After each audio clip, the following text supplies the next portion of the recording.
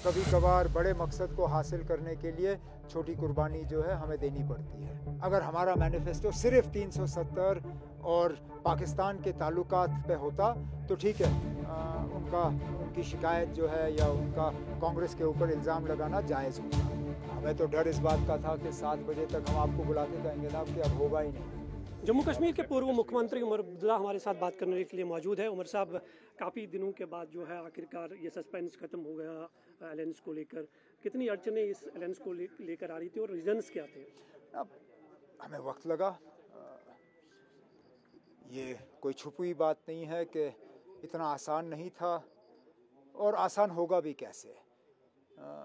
हमारी पार्टियों ने इससे पहले प्री पोल अलायंस जब किया तो वक्त कुछ और था, हालात कुछ और थे। 96 के बाद जितने भी इलेक्शनें हुई हैं उनमें नेशनल कॉन्फ्रेंस और कांग्रेस का कोई प्री पोल अलायंस नहीं रहा। और अगर आप ये देखें कि यहाँ इलेक्शन जो हैं 10 साल के बाद हो रहे हैं, जाहिर सी बात है कि कुछ रुकावटें पेश आनी थी, लेकिन बड़ी बात यह है कि कहीं पे झगड़ा नहीं हुआ, कहीं पे माहौल किसी ने बिगाड़ा नहीं। हमने अपनी बातचीत जो है मीडिया के ज़रिए नहीं की, ना कांग्रेस के तरफ से कोई बयान आया, ना नेशनल कॉन्फ्रेंस के तरफ से कोई बयान आया। जो भी बातें हमने की बंद कमरे में की और नतीजा उसका बिल्कुल सही निकला।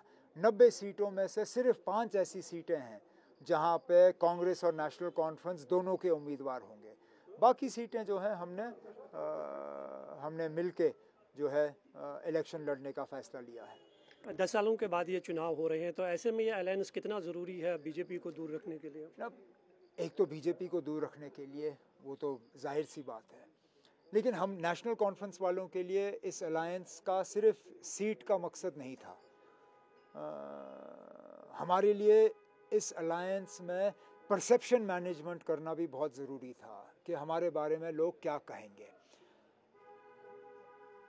पिछले दिनों हाई कोर्ट के तरफ से जो फारूक साहब को ईडी वाले मामले में एक राहत मिली, उसके बाद हमारे मुखालफों ने यहाँ दबी अल्फाजों में ये फैलाने की कोशिश की कि ये जी मिली भगत चल रही है बीजेपी और नेशनल कॉन्फ्रेंस की और ये इसी बात का नतीजा है। ऐसे हालात में हमारे लिए कांग्रेस के साथ ये अलायंस करना और ज़्यादा हमारे लिए एक बड़ी बात बनी, क्योंकि हम ये नहीं चाहते थे कि ये तासुर जाए कि हमने चोरी छुपे कोई बीजेपी के साथ कोई सलाह किया हुआ है। इसके लिए अगर मेरे कुछ साथी जो टिकट लेने की उम्मीद या नेशनल कॉन्फ्रेंस की टिकट पे इलेक्शन लड़ने की उम्मीद रख रहे थे, जो इस इलेक्शन में नेशनल कॉन्फ्रेंस की टिकट पे नहीं लड़ सकेंगे, मैं माजरत खा हूँ। मुझे अफसोस है कि ऐसा उनके साथ होना पड़ेगा, लेकिन कभी कभार बड़े मकसद को हासिल करने के लिए छोटी कुर्बानी जो है हमें देनी पड़ती है। अपने मैनिफेस्टो में जो आपका मैनिफेस्टो था और उस पर जो है कहीं सवाल खड़े किए गए, अमित शाह ने कहीं इल्ज़ाम जो है कांग्रेस पर लगाए, तो उस मैनिफेस्टो के बारे में आप क्या कहेंगे? क्या वो एक मैं अपने मैनिफेस्टो के बारे में इतना ही कहूँगा कि हमारा मैनिफेस्टो सिंगल एक पॉइंट पे नहीं है। अगर हमारा मैनिफेस्टो सिर्फ 370 और पाकिस्तान के ताल्लुकात पे होता तो ठीक है, उनकी शिकायत जो है या उनका कांग्रेस के ऊपर इल्ज़ाम लगाना जायज़ होता। लेकिन ये चीज़ें जो है हमारे मैनिफेस्टो में एक पैराग्राफ है। हमारे मैनिफेस्टो में हमने कोई ऐसा इशू जो है जो यहाँ के लोगों को जो है परेशान करने वाली बात है, हमने उसके हल के बारे में बात नहीं की। चाहे वो बिजली हो, पानी हो, सड़क हो, तालीम हो, सेहत हो, मुफ्त बिजली की बात हो, गैस सिलेंडरों की बात हो, रोज़गार की बात हो, हर गवर्नमेंट के हर इशू को हमने अपने मैनिफेस्टो के तहत जो है उसको हल करने की बात की है। आपके कहीं कार्यकर्ता हमें आज पूरे दिन आपके घर के बाहर दिखे, जिनकी ये मांग थी कि बहुत सारी ऐसी सीटें हैं उन पर किसी भी तरह का अलायंस नहीं होना चाहिए। नेशनल कॉन्फ्रेंस वहाँ मजबूत स्थिति में है, कांग्रेस नहीं है, तो उन वर्करों को आप कैसे जो है इसके बाद?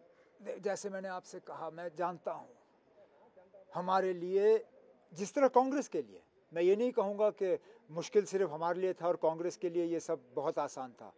कांग्रेस के लिए ये अलायंस, उनको भी वक्त लगा, और उन्हें भी अपने साथियों को तैयार करना, इस चीज़ को कबूल करने में उनके लिए इतना आसान नहीं होगा। लेकिन हमारा मकसद एक दूसरे से लड़ना नहीं है, हमारा मकसद बीजेपी और उन ताकतों को रोकना है जिन्होंने जम्मू कश्मीर में तबाही और बर्बादी फैलाया है। और उसके लिए अगर कहीं ना कहीं हमें कुर्बानी देनी हो तो मुझे लगता है हमें देने के लिए तैयार होना चाहिए। सारे इस इंतज़ार में है कि उमर अब्दुल्ला कौन सी विधानसभा कॉन्स्टिट्यूंसी से जो है चुनाव लड़ेंगे, सबको इस सवाल का इंतज़ार है। क्या कहेंगे मुझे अपनी मतलब फिक्र करने का मौका कहाँ मिला। मैं तो पहले इस चक्कर में था कि अलायंस होगा या नहीं होगा। हमें तो डर इस बात का था कि 7 बजे तक हम आपको बुला के कहेंगे ना कि अब होगा ही नहीं, लेकिन चलो हो गया। अब मैं बाकियों के बारे में सोचना शुरू करूंगा। पार्टी की तरफ से दबाव है, चुनाव लड़े आप? दबाव एक तो पार्टी की तरफ से, और एक मुझे इस बात का भी एहसास है जो शायद मुझे पहले होना चाहिए था ना। मैं कैसे लोगों से उम्मीद करूं कि वो असेंबली के लिए वोट दें जिस असेंबली को मैं खुद मानने के लिए तैयार नहीं हूं। आखिरकार अगर मुझे एक लीडर को एक रास्ता दिखाना होता है, अब मैं क्या रास्ता दिखाऊंगा लोगों को कि मैं उनसे कहूं कि ना मैं इस असेंबली को नहीं मानता लेकिन आप मानिए, मैं इस असेंबली को नहीं मानता लेकिन आप इस असेंबली के लिए वोट दें। कहीं ना कहीं तो फिर ये मेरे से धोखा होगा लोगों के साथ, और ये बात एक दबाव बन के मेरे ऊपर और मेरे दिमाग के ऊपर रही है। तो उम्मीद है कि लोगों को बहुत जल्द ये इंतज़ार की जो घड़ियां हैं ख़त्म होंगी। आखिर एक आध दिन में तो हमें करना ही होगा ना। अब पार्टी की क्या मंजूरी होगी मैं उस पर चलूँगा।